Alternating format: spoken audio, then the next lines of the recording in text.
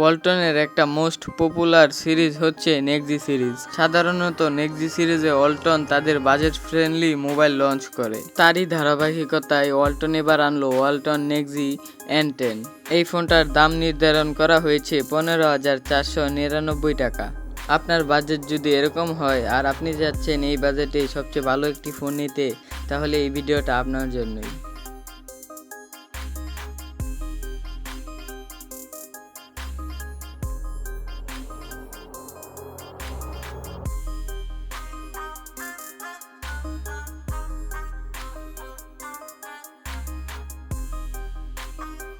এবারের ওয়ালটন ফোনের ডিজাইন দেখে বোঝার কোনো উপায় নেই যে এটা ওয়ালটনের ফোন। বিশেষ করে এই ফোনটার ডিসপ্লেটা অলমোস্ট সিমেট্রিক্যাল। এই ফোনটার ব্যাক প্যানেলটা গ্লাস মনে হলেও এই ফোনটার ব্যাক প্যানেল হচ্ছে প্লাস্টিকের তৈরি। এই ফোনের ক্যামেরা মডিউলের ডিজাইনটাও অনেকটাই সুন্দর করা হয়েছে।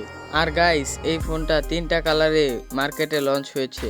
আর এই ফোনটাতে পোর্টস অ্যান্ড বাটনের কথা বলতে গেলে মোটামুটি সব পোর্টস অ্যান্ড বাটনই পেয়ে যাবেন, যেরকম 3.5mm এর headphone jack, type C port, speaker grill. তাছাড়া এই ফোনটাতে সাইড মাউন্টেড ফিঙ্গারপ্রিন্ট সেন্সর থাকছে, যেটা যথেষ্ট ফাস্ট অ্যান্ড অ্যাকুরেট। আর এই ফোনটাতে আপনারা পেয়ে যাবেন ডুয়েল স্টোরেজ স্পিকার। ফোনটার ডিসপ্লেতে ব্যবহার করা হয়েছে 6.7 ইঞ্চি মাপের একটা HD+ সানলাইট ডিসপ্লে। আর গাইস, একটা কথা আপনাদের না বললেই না, এই ফোনটাতে কিন্তু ইউটিউবে আপনারা সর্বোচ্চ 720p তে ভিডিও প্লে করতে পারবেন। সো গাইস, এখানে আপনারা শার্পনেসের কিছুটা ঘাটতি দেখতে পাবেন। আর এই ফোনটার টাচ স্যাম্পলিং রেট হচ্ছে 180 হার্টজ। আর এই ফোনটাতে 90 হার্টজের হাই রিফ্রেশ রেট থাকছে। তো যখন স্ক্রলিং করবেন তখন আরেকটি স্মুথ এক্সপিরিয়েন্স পাবেন। আর গাইস, এই ফোনটাতে কিন্তু আইফোনের মতো ডাইনামিক আইল্যান্ড রয়েছে। সো এখানে মেসেজ আসলে সেটা ডাইনামিক আইল্যান্ডে শো করবে। এছাড়া এই ফোনটাতে থাকছে 700 নিটস এর পিক ব্রাইটনেস।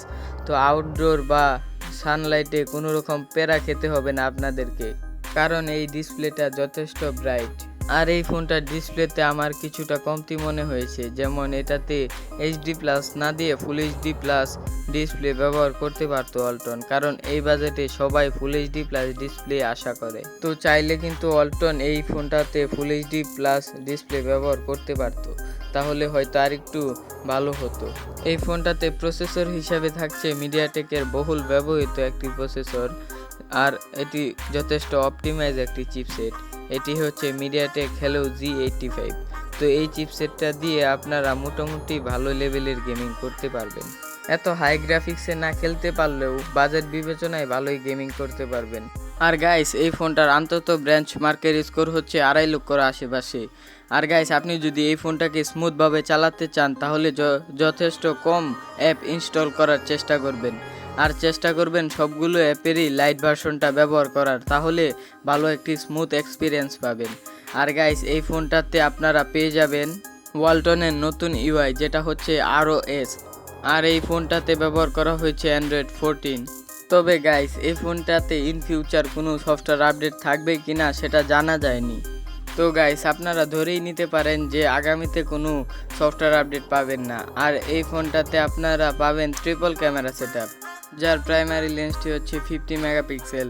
আর এই ফোনটার সাথে আরও 2টি ক্যামেরা সেন্সর পাবেন, কিন্তু যেগুলো কোনো কাজের না। আর এই ফোনটার ফ্রন্টে ব্যবহার করা হয়েছে 50 মেগাপিক্সেলের একটি সেলফি ক্যামেরা। আর গাইস, বিশেষ করে এই ফোনটার সবচেয়ে ভালো দিক আমার এই ক্যামেরা সেকশনটাই লেগেছে, কারণ ওয়ালটনের যতগুলো ফোন আছে সেগুলোর ক্যামেরা সেটআপ এতটাও ভালো হয় না। এই ফোনটার ক্যামেরা স্যাম্পলগুলো মোটামুটি ভালোই ছিল।